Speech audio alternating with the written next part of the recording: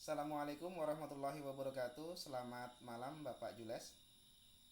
Selamat malam, Waalaikumsalam warahmatullahi wabarakatuh. Terima kasih saya ucapkan kepada Bapak Jules yang telah bersedia meluangkan waktunya untuk kami wawancarai berkenaan dengan tugas kami sebagai mahasiswa PPG Universitas Jambi angkatan ketiga tahun 2023. Di sini kami memiliki beberapa pertanyaan mengenai pembelajaran yang ada di dalam kelas, khususnya yaitu pembelajaran fisika. Kami punya pertanyaan Pak. Yang pertama yaitu mengenai motivasi belajar fisika pada peserta didik. Seperti yang kita ketahui bahwasanya sangat minim sekali motivasi peserta didik untuk dapat belajar fisika. Nah, tanggapannya Pak, menurut Bapak bagaimana ya? Untuk motivasi belajar fisika ini karena biasanya siswa itu sudah terpola di pemikirannya itu kesulitan atau sulit lah ya, kita katakan tuh sulit. Sulit, fisika itu identik dengan kata sulit gitu. Dia sama karena di fisika itu ada pemahaman matematikanya, ada pemahaman konsep fisikanya itu sendiri. Jadi mereka tuh sudah terpola di pemikiran mereka itu sulit. Jadi sebelum belajar itu motivasi mereka itu sudah turun duluan gitu sebelum memulai pembelajaran itu. Nah, sebenarnya itu bisa kita tekan atau kita antisipasi di awal dengan memberikan pendekatan ke konteks mereka sehari-hari. Artinya apa saja fenomena yang dekat dengan mereka itu yang kita angkat dulu untuk menarik mereka agar berminat dulu gitu kan. Karena kalau kita langsung menyampaikan materi kita hari ini tentang suhu, jadi mereka itu sudah tidak tidak ada pemikiran suhu itu apa dan sebagainya itu sudah hilang dia. Jadi harapan kita pancing dulu dengan keadaan konteks mereka atau keadaan sehari-hari ini pernah tidak merasakan udara panas atau air itu seharusnya ada pancingan dulu. Jadi di awal mereka tuh sudah merasa ada ketertarikan, sehingga motivasi kan mulai muncul itu. Kalau sudah ada ketertarikan, berarti motivasi sudah mulai muncul dalam mereka. Berarti pembelajaran fisika hari ini ada kaitannya dengan apa yang mereka alami gitu. Jadi menurut saya ya seperti itu, kita tidak bisa langsung ke menjelaskan materi kita hari ini adalah ini tujuan kita, itu terlalu ibaratnya terlalu kaku ya. Padahal fisika itu sendiri alam di sekitar kita itu bisa menjadi sesuatu yang kita ajarkan ke mereka sehingga teorinya nanti memperkuat. Jadi fenomenanya dulu baru diperkuat dengan teori-teori. Nah, begitu mungkin untuk memotivasi di awal gitu ya. Baru nantinya sewaktu pembelajaran kita berikan lagi tambahan-tambahan lainnya, kita berikan mereka kasus yang sering mereka hadapi sehari-hari. Nah, dengan itu mereka mulai berpikir, oh berarti ini berguna untuk kehidupan di sekitar saya, di kehidupan saya mungkin di rumah, di sekolah atau di tempat mereka bermain. Nah, seperti itu mungkin yang untuk motivasi itu. Oh, begitu Pak ya. Berarti kita harus mengaitkan dengan secara kontekstual lah dengan kehidupan mereka sehari-hari. Namun kan bisa juga kita atasi Pak dengan cara misalnya kan seperti yang saya lakukan itu dengan cara untuk membaca. Nah, sekarang timbul masalah baru Pak. Sedangkan yang kita ketahui Pak, minat membaca atau literasi daripada peserta didik kita pada saat kita disuruh meluangkan waktunya untuk menanggapi suatu permasalahan berdasarkan buku teks, mereka kesusahan atau kesulitan. Nah, itu bagaimana Pak tanggapannya dengan kemampuan literasi daripada peserta didik Pak? Oke, literasi itu bukanlah sesuatu yang bisa kita langsung gitu ya. Artinya kita tidak bisa menerapkan literasi itu secara langsung. Setahu saya itu literasi ada beberapa proses pembiasaan sehingga siswa itu nantinya akan mulai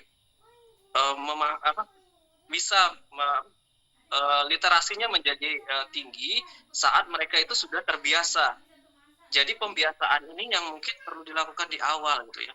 Uh, Kalau dari saya mungkin kalau ini ya di tingkatnya mungkin lebih rendah SMP, mungkin bisa kita sajikan bahan bacaannya itu mungkin yang bergambar atau yang ada ilustrasinya gitu, lebih banyak ilustrasinya.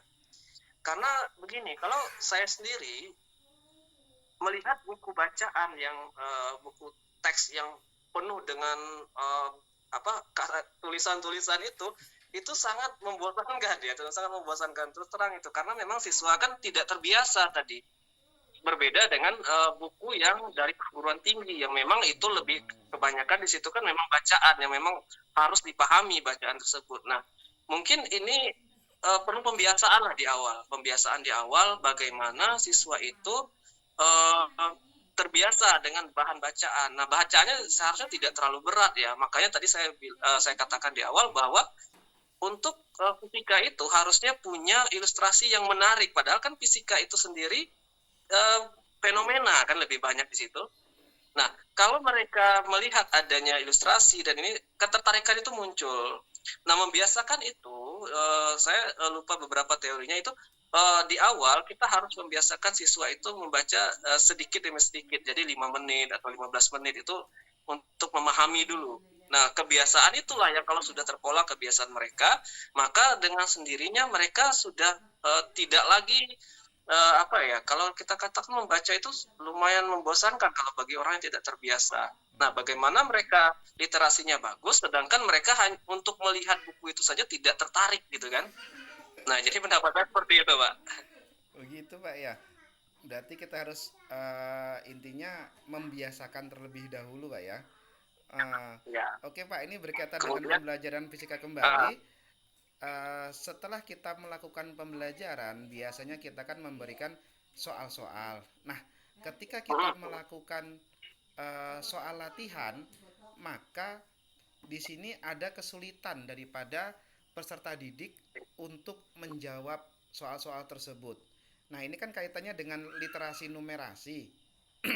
Nah, ya, ya. yang kita ketahui juga bahwasanya siswa ini kan uh, sulit lah untuk mengungkapkan apa sih yang dimau dari soal. Nah, itu menurut Bapak gimana Pak ya? Oke.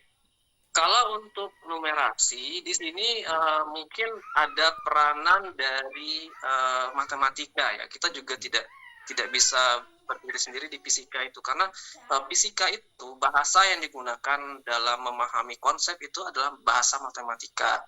Jadi simbol-simbol atau apa namanya itu simbol kita katakan itu simbol-simbol matematika itu pasti akan muncul di situ, dan juga perhitungan-perhitungan yang melibatkan matematika.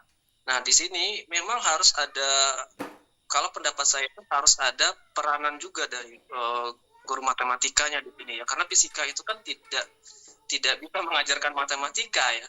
Tidak mungkin guru fisika sambilan ngajar matematika. Nah, ini mungkin kesulitan kita. Saya juga pernah dulu sewaktu mengajarkan di kinematika ya, yang melibatkan vektor, itu kan di fisika kita harus bukan melibatkan vektor, melibatkan integral dan diferensial. Di matematika itu belum dipelajari, sehingga kita juga harus mengajarkan itu. Nah, menurut saya itu harus di matematikanya memang harus dikuatkan. Kalau kita fisika, ya kita kan menerjemahkan apa saja yang misalkan diketahui di soal ke dalam bentuk matematisnya, dan rumusnya itu gimana gitu kan matematika lebih banyak ya. Nah, kalau untuk fisikanya yaitu pemahaman dari bagaimana menyimbolkan, misalkan kecepatan apa simbolnya, ini apa simbolnya, sehingga kalau ini kecepatan itu adalah didefinisikan ini sebagai ini, maka mereka harus tahu oh ini dibagi artinya. Nah, pembahasan seperti itu yang harus dikuatkan di matematikanya, karena itu tadi kan bahasanya fisika itu adalah matematika, jadi menerjemahkan apa yang diketahui di soal ya, dalam bentuk matematika. Itu mungkin harus kolaborasi atau gimana dengan guru matematika lah kayaknya sebaiknya gitu ya. Mungkin itu dari saya. Baik Pak, yang berikut Pak, ini ada tentang pemanfaatan model-model pembelajaran yang sebenarnya itu kan tujuannya untuk mengaktifkan siswa atau peserta didik, yang mana setelah kita lakukan itu ternyata peserta didik masih juga belum aktif. Nah, mohon Pak tanggapannya Pak. model ya, kita bicara model pembelajaran atau memang model metode semuanya dirangkum jadi satu di situ? Boleh Pak, semuanya juga Atau tidak fokus apa-apa di Pak. model? Iya. Ya kita anggap keseluruhannya lah ya, Iya. untuk menerapkan model, metode dan strategi lah seperti keseluruhan ya. Nah di sini dalam menerapkan baik itu model atau metode atau strategi atau pendekatan apalah yang kita sebut istilahnya itu, yang harus kita pahami di awal itu tidak bisa serta-merta kita langsung menerapkannya di kelas. Jadi kita harus tahu dulu bagaimana gaya belajar dari siswa itu sendiri. Itu yang pertama mungkin. Gaya belajar siswa itu seperti apa. Nah, kemudian dari gaya belajar itu kita tahu ini apa yang lebih sesuai di sini diterapkan. Model seperti apa yang harus diterapkan, kemudian metode seperti apa. Setelah kita tahu gaya belajar. Mungkin kalau yang di kurikulum terbaru itu kan yang Merdeka itu kan ada tes diagnostik ya namanya ya, untuk di awal ya. Nah, untuk mengetahui gaya belajar itu kan. Nah, di situ salah satu peranannya itu untuk mengetahui model atau metode atau pendekatan apa yang lebih sesuai di situ untuk digunakan. Kemudian juga materinya juga harus kita lihat relevan tidak dengan menggunakan model atau metode tersebut. Kalau seandainya materinya tidak sesuai, kita juga akan kesulitan. Kita pengen menerapkan diskusi, sedangkan yang mau didiskusikan ini tidak ada gitu kan, itu juga kesulitan nantinya. Jadi gaya belajar, kemudian relevansi dengan materi, juga di dalam kelas itu kita harus ada ibaratnya itu mengetahui lah dari keadaan kelasnya seperti apa yang kita bisa gunakan. Kalau di dalam kelas itu kita memiliki sumber daya belajar yang lumayan, maka kita bisa memvariasikan kan untuk penggunaan model atau metode itu. Kemudian juga peranan gurunya juga harus paham gitu kan, model-model apa saja yang ada, metode-metode apa saja yang ada. Nah, kalau gurunya sudah paham, baru tadi bisa dicocokkan. Misalkan gaya belajar siswa seperti ini, maka model ini yang cocok, metode ini yang cocok. Terus materinya bentuknya seperti ini, lebih banyak teoritik, maka harusnya metode ini, model ini gitu. Nah, jadi dari situlah mungkin pemilihannya bisa menjadi membuat siswa tadi menjadi aktif. Kalau tidak ya kita percuma saja menggunakan model. Misal kita pengen menggunakan model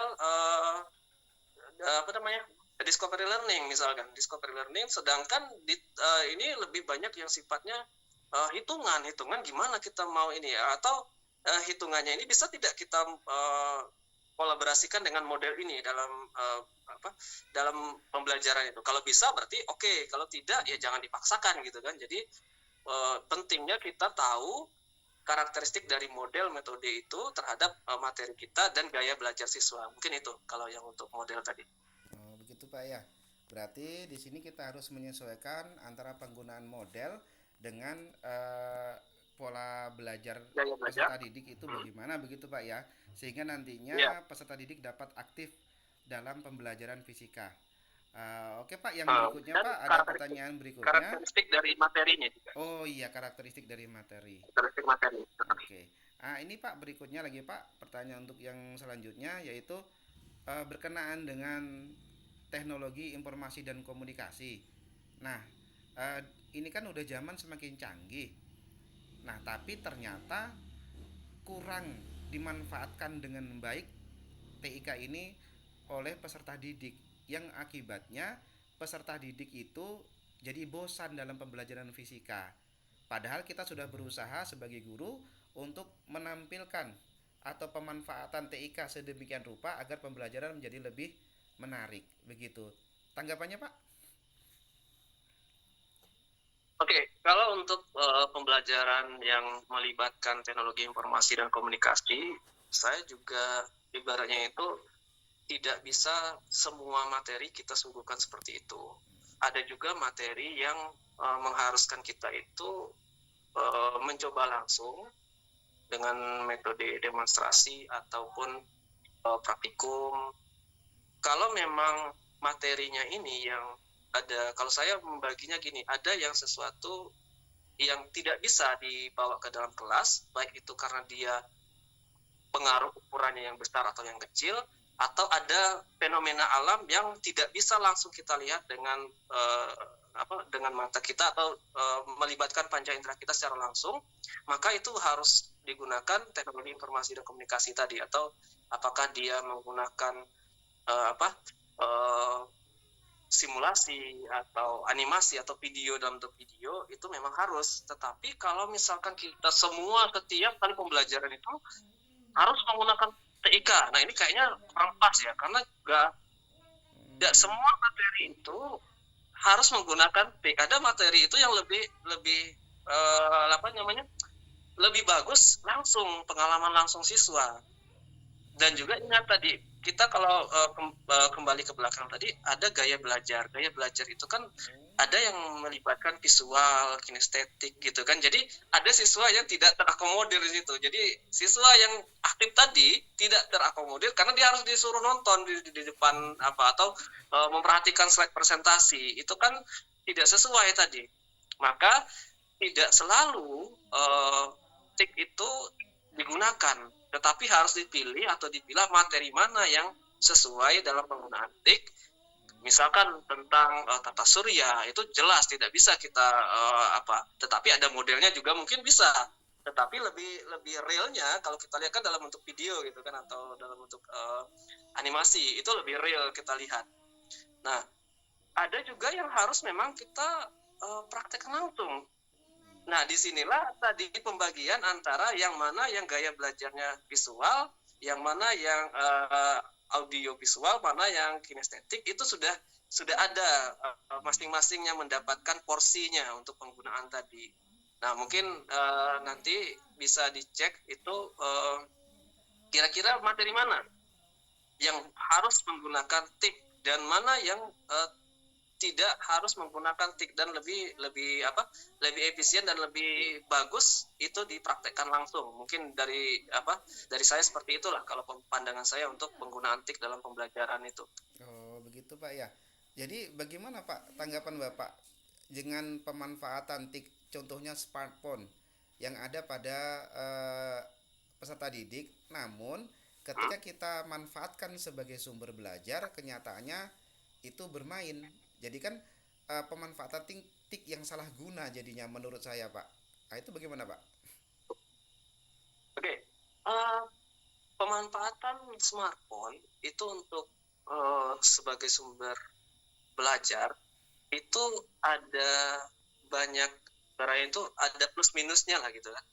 Kalau plusnya itu kita bisa mencari informasi yang kita inginkan dengan mudah, ada lengkap semua, ada gambarnya, ada videonya dan sebagainya itu. Tetapi ingat, smartphone atau gawai yang digunakan siswa itu penuh dengan distraksi, ada pengalihan ini. Misalkan baru mau searching itu sudah muncul notifikasi kan, tidak jadi searchingnya gitu. Nah, jadi kita juga harus melihat itu, apakah benar-benar diperlukan gawai itu untuk mencari sumber informasi, atau kita adakan yang sekarang mungkin di beberapa sekolah itu kan ada ini ya, bantuan Chromebook mungkin kan, di situ bisa dibatasi akses siswa di situ. Nah, itu mungkin lebih efisien kalau saya pikir. Kalau untuk gawai bawaan siswa itu agak khawatir kita, karena ya namanya gawai pribadi kan, ada banyak sekali pengalih perhatian di situ. Jadi tidak begitu efisien bagi saya untuk mencari atau untuk menggunakan itu sebagai sumber belajar siswa, apalagi di sekolah. Itu sangat bagi saya, pendapat saya pribadi, karena saya juga tidak bisa menyatakan itu 100% benar. Ada plus dan ada minusnya, dan salah satu minusnya itu adalah banyaknya distraksi yang dialami oleh siswa untuk penggunaan gawai tersebut. Gitu Pak ya. Berarti ada kalanya gawai boleh dipergunakan tapi dengan ketentuan seperti halnya yang ada pada Chromebook Pak ya. Iya, ada pembatasan gitu ya, ada pembatasan dari ini, atau memang untuk sekedar mencari informasi sedikit saja dibatasi waktu atau gimana. Tetapi kalau misalkan kita itu mungkin akan disalahgunakan kan untuk hal-hal yang lain seperti itu mungkin Pak. Oh, begitu Pak ya. Ayo Pak, ini untuk yang pertanyaan terakhir dari saya. Ini ada mengenai kemampuan para peserta didik dalam menyelesaikan permasalahan fisika ataupun soal-soal yang bersifat HOTS, high order thinking skill.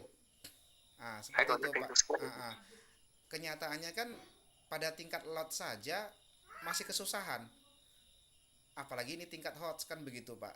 Dan rata-rata peserta didik itu sulit untuk memahami itu ataupun kemampuannya untuk menyelesaikan permasalahan yang bersifat HOTS itu kurang begitu Pak. Bagaimana Pak menurut Anda Pak? Kalau untuk yang coach ini itu tidak bisa kita gunakan secara langsung, dalam artian gini, kita juga harus memperhatikan kemampuan dari siswa itu sendiri, karena untuk bisa mengerjakan soal yang tingkatannya HOTS ini, siswa itu haruslah punya pemahaman dasar yang cukup. Jadi kalau mereka tidak punya pemahaman dasar yang cukup, ini ibarat kita bagaimana kita mau mendirikan suatu bangunan tetapi pondasinya lemah atau tidak ada pondasi sama sekali, kan itu tidak mungkin.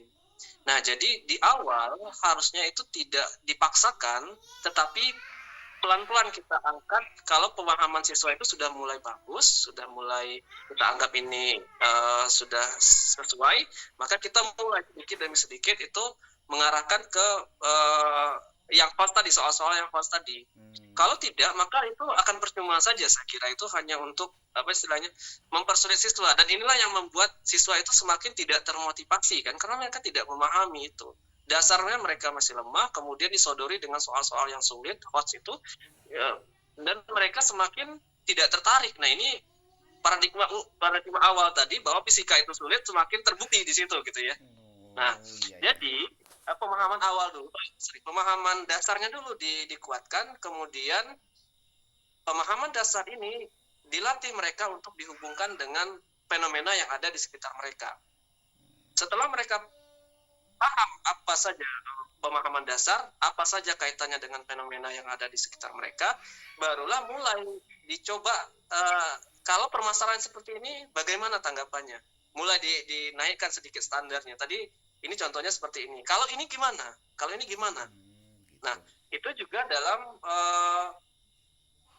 dalam memberikan soal juga haruslah kita tahu tadi konteks siswanya, ya. Konteks siswanya artinya apa yang ada di sekitar mereka. Jangan sampai memberikan contoh yang kesulitan mereka untuk, ini kan butuh nalar, butuh analisis, sedangkan mereka tidak tahu nih apa yang ini bendanya seperti apa, bentuknya bagaimana.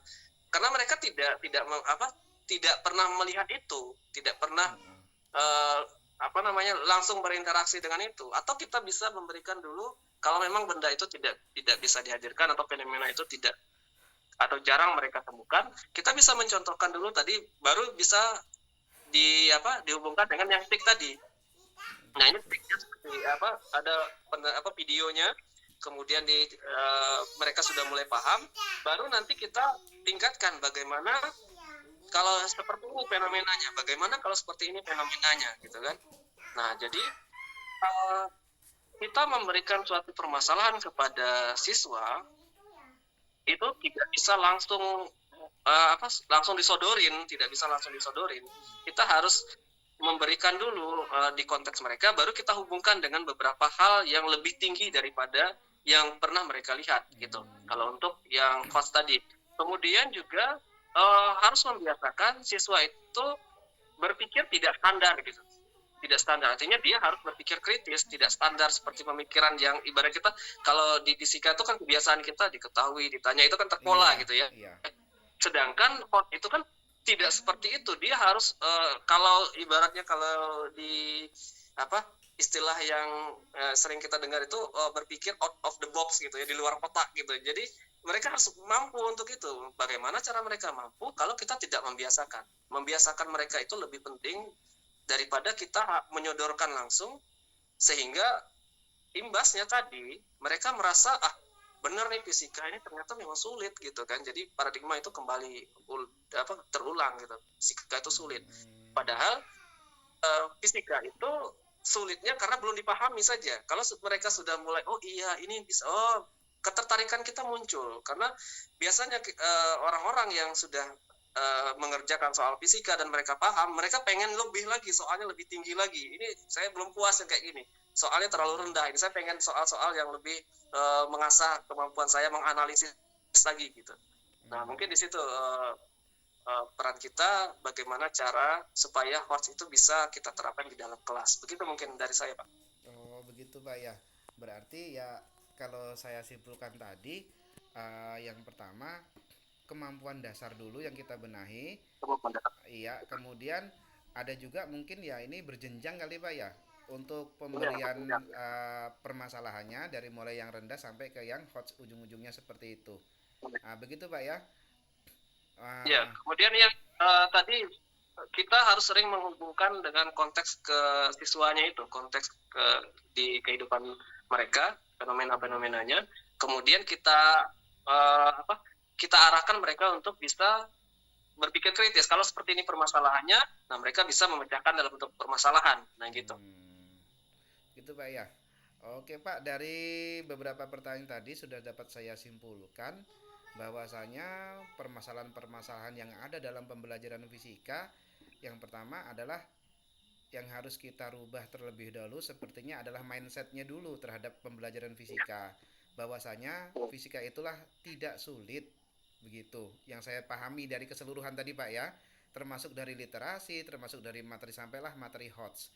Bahwasanya kita harus tanamkan dulu persepsi bahwasanya fisika itu tidak sulit. Fisika itu ada loh di sekitar kita. Seperti itu Pak ya. Iya, benar.